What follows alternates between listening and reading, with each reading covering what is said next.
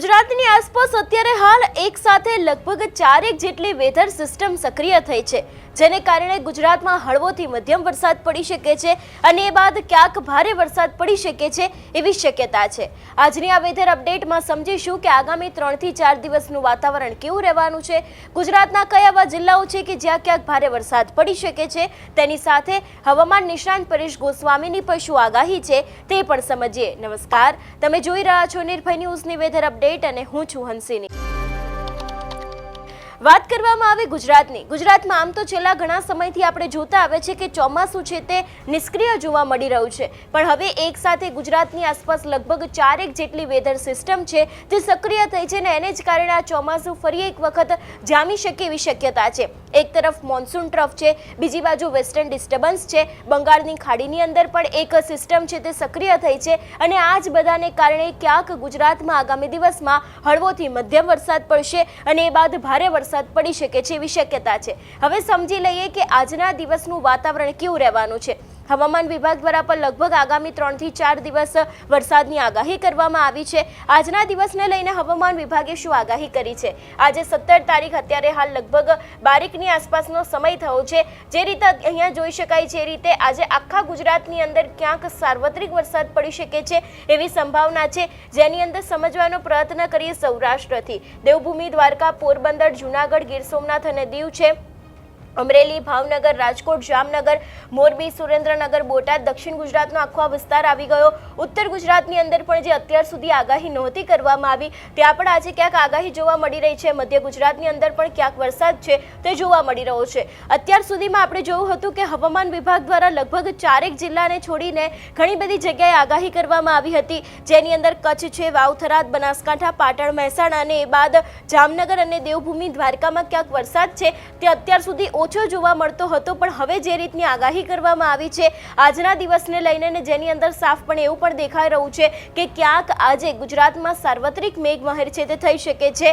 ન ભારે વરસાદની આગાહી કરવામાં આવી છે, અહીંયા ફક્ત હળવોથી મધ્યમ વરસાદ અથવા તો પછી છૂટો છવાયો વરસાદ છે તે પડી શકે છે એવી શક્યતા છે, પણ ચોક્કસથી આ વખતના જે વરસાદ આવશે હળવોથી મધ્યમ, એમાં પવનની જે ગતિ હશે તે ખૂબ ભારે માત્રામાં જોવા મળી શકે છે। એ વાત સમજી લે કે 18 તારીખને લઈને શું આગાહી કરવામાં આવી છે। અત્યારે હાલ આ 18 તારીખનો ગુજરાતનો આખો મેપ છે, જેમાં પણ જોઈ શકાય છે કે આખા ગુજરાતની અંદર વરસાદ છે, એ પછી કચ્છ હોય, વાવ-થરાદ, બનાસકાંઠા, પાટણ, મહેસાણા, સાબરકાંઠા, અરવલ્લી હોય, દક્ષિણ ગુજરાતમાં ભરૂચ, સુરત, નવસારી, દમણ, વલસાડ, ડાંગ, તાપી, નર્મદા અને એ બાદ આખો જે આદિવાસી વિસ્તાર છે ત્યાં પણ વરસાદ છે। સૌરાષ્ટ્રભરમાં પણ ક્યાંક વરસાદ છે તે અત્યારે હાલ જોવા મળી રહ્યો છે। હવે સમજીએ કે 19 તારીખની આસપાસનું વાતાવરણ કેવું રહેવાનું છે। 19 તારીખે પણ એ જ પરિસ્થિતિનું સર્જન થઈ રહ્યું છે, એટલે આગામી 3 થી 4 દિવસ ક્યાંય પણ એવું નથી કે ખૂબ જ ભારે માત્રામાં વરસાદ પડશે। ચોક્કસથી ગુજરાતની આસપાસ સિસ્ટમ સક્રિય થઈ છે, બંગાળની ખાડીની અંદર લો પ્રેશર બની રહ્યું છે, પણ અત્યારે હાલ એનો મતલબ એવો નથી કે સીધી જ તેની અસર ગુજરાત ઉપર થઈ જશે।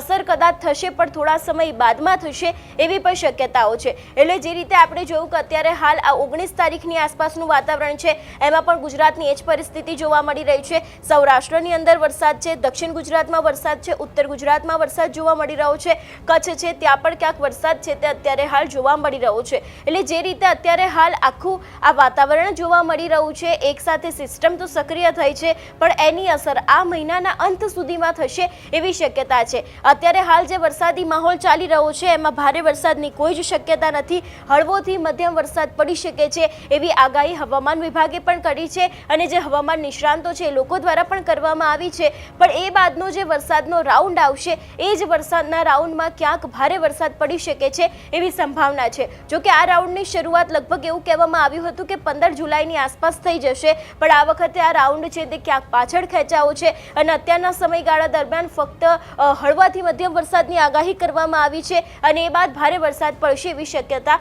હવામાન વિભાગ અને હવામાન નિષ્ણાંતો છે એ લોકો દ્વારા વ્યક્ત કરવામાં આવી છે।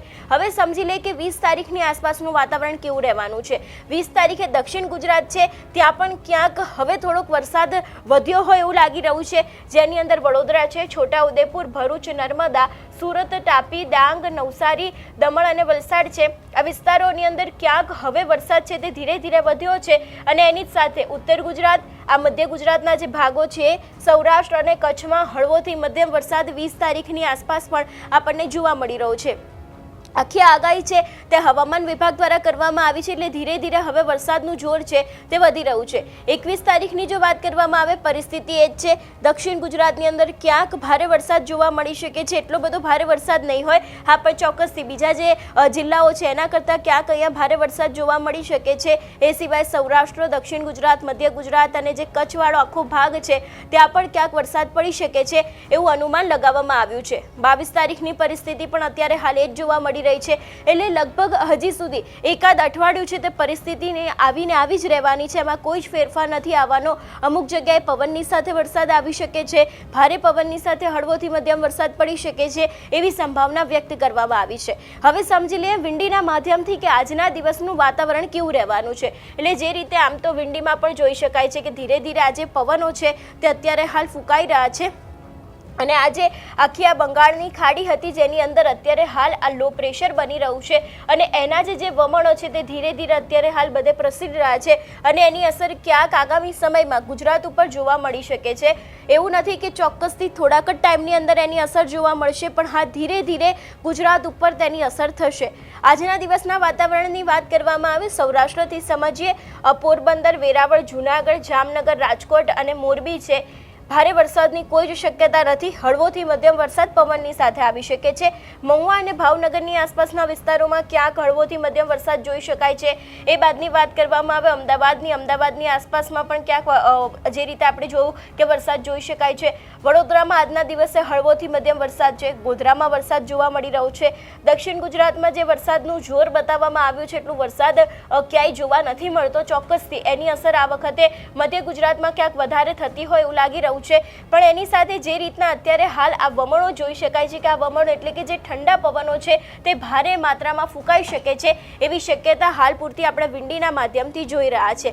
હવે સાંભળી લઈએ કે હવામાન નિષ્ણાંત જે પરેશ ગોસ્વામી છે એમના દ્વારા આગામી દિવસના વરસાદને લઈને શું આગાહી કરવામાં આવી છે. હવે વાત કરવાની છે પવન, તાપમાન અને વરસાદની. વરસાદ વિશેની તમને ટૂંકી માહિતી આપું તો આમ તો આપણે વરસાદ વિશે લગભગ તમામ પ્રકારની વાત ઘણા સમયથી કહેતા આવ્યા છે કે ભાઈ 15 થી 20 તારીખમાં ઝાપટા, 25 થી 31 જુલાઈમાં સારો વરસાદ, ભારેથી અતિભારે વરસાદ ને 25 થી 31માં સાર્વત્રિક વરસાદ. પણ આપણે 15 થી 20 તારીખ વચ્ચે જે છૂટાછવાયા હળવા મધ્યમથી ભારે ઝાપટાઓની વાત કરતા હતા, આજે 16 તારીખ થઈ છે.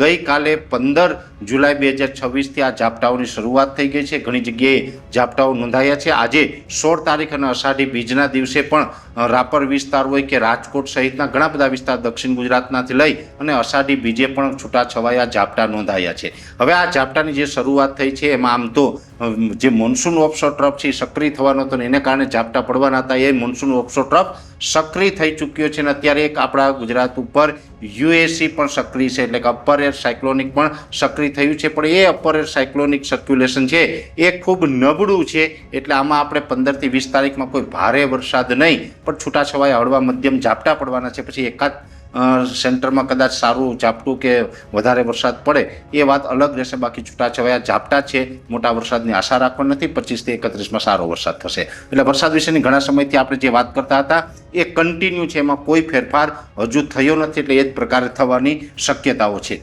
એ સાથે વાત કરવાની છે પવનની. આમ જોવા જઈએ તો પવન છે એ આપણા વરસાદી સિસ્ટમો માટે વિલનરૂપ બનતો હતો. પવન છેલ્લા ઘણા દિવસથી આપણે લગભગ 25 થી 30 કિલોમીટર પ્રતિ કલાક અને આઇસોલેટેડ પ્લેસ ઉપર 30 થી 35 કિલોમીટર પ્રતિ કલાકની ઝડપે પવન ફૂંકાઈ રહ્યો હતો. અને આપણે ઘણા સમયથી કહેતા હતા કે જે ભાઈ આ પવનની ઝડપ છે એમાં 15 તારીખ પછીથી ઘટાડો સંભવ છે. એવી રીતે આજે 16 તારીખથી પવનની ઝડપમાં ઘણો બધો ઘટાડો થવાનું ચાલુ થઈ ગયું છે અને લગભગ હવે 24 કે 48 કલાકની અંદર પવનની ઝડપ છે એ મોટા ભાગે વિસ્તારની અંદર ઘટી અને 18 થી 20 કિલોમીટર પ્રતિ કલાકની થવાની છે. પછી અમુક સીમિત વિસ્તાર એવા હશે કે જેમાં 20 થી 22, 23 સુધીનો પવન રહે. બાકી મોટા ભાગે હવે લગભગ ગુજરાતના 80 થી 90% વિસ્તારની અંદર પવનની ઝડપ છે એ નોર્મલ આસપાસ આવી જાય તેવી શક્યતાઓ છે. કેમ કે હવે મોન્સૂન ધરી પણ ધીમે ધીમે ગુજરાત તરફ એટલે કે દક્ષિણ તરફ ખસી રહી છે અને પવનની ઝડપ છે એમાં પણ હવે આજથી જ આપણે ઘટાડો માનવાનો છે. એટલે વરસાદ, પવન અને બીજી વાત છે તાપમાનની. તાપમાનની અંદર જોવા જોવા જઈએ તો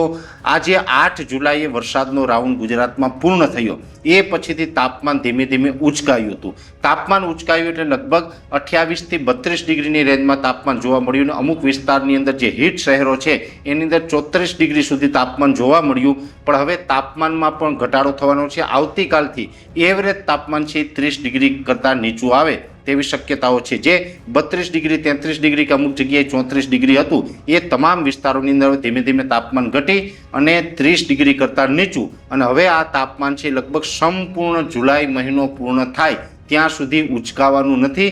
તાપમાન છે હવે પાછળના જે આપણે હવે 15 દિવસ જુલાઈના બાકી રહ્યા છે એ સંપૂર્ણ 15 દિવસ દરમિયાન તાપમાન છે એમાં મહત્તમ તાપમાન એટલે કે જે દિવસનું તાપમાન હોય છે, બપોરનું તાપમાન ખાસ કરીને વધારે હોય, આ તાપમાન છે એવરેજ 26 થી લઈ અને 29 ડિગ્રીની રેન્જમાં જોવા મળે અને અમુક વિસ્તાર હશે ખાસ કરીને દરિયાઈ કાંઠાના વિસ્તારની અંદર તો વધુ નીચું આવે તેવી શક્યતાઓ છે. તાપમાન ઘટવાનું છે એ સાથે પવનની ઝડપમાં ફેરફાર થવાના છે અને ખાસ હવે જે ચોમાસું ધરી છે ગુજરાત તરફ આવી રહી છે, ધીમે ધીમે ઝાપટાઓની શરૂઆત થઈ છે. એટલે ગરમી, ઉકળાટ અને બફારો જે આપણે હમણાં 1 અઠવાડિયાથી અનુભવી રહ્યા હતા એમાં પણ હવે ધીમે ધીમે રાહત મળશે. એટલે પવન, તાપમાન, ગરમી, ઉકળાટ અને વરસાદ વિશેની ખૂબ અગત્યની માહિતી હતી. એટલે જે રીતે આપણે હવામાન વિભાગની આગાહી જોઈ એ બાદ વાત કરવામાં આવે મીંડીના માધ્યમથી પણ સમજવાનો પ્રયત્ન કર્યો કે આજના દિવસનું વાતાવરણ કેવું રહેવાનું છે. આ વિષયને લઈને તમારું શું માનવું છે અમને કમેન્ટ કરીને ચોક્કસથી જણાવજો. તેની સાથે અમારી ચેનલ નિર્ભય ન્યૂઝને લાઇક, શેર અને સબસ્ક્રાઇબ કરવાનું ભૂલશો નહીં. નમસ્કાર.